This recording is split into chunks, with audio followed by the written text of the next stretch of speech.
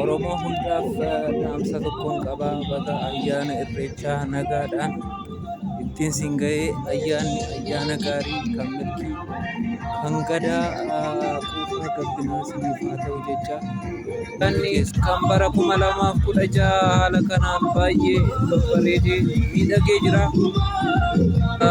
Qarree fi qarreewwan Oromoo hundaaf alaabaa Oromiyaa fi Itoophiyaa wal bukkeetti akkanatti babbareechitanii warreen hojii kana hojjettaniif Waaqayyo biddira keessan siniif haa deebisu jecha.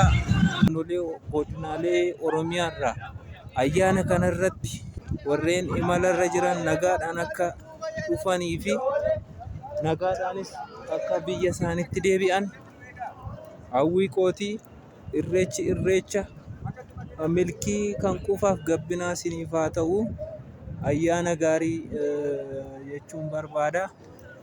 Bara baraan waggaa waggaadhaan immoo akkanatti ittiin nu haa ga'u Waaqayyo uumaan keenya. Egaa bacaqii gannaa irraa gara booqa birraatti kan nu dabarse Waaqayyoof galanni fi ulfinni isaa haa ga'u jecha.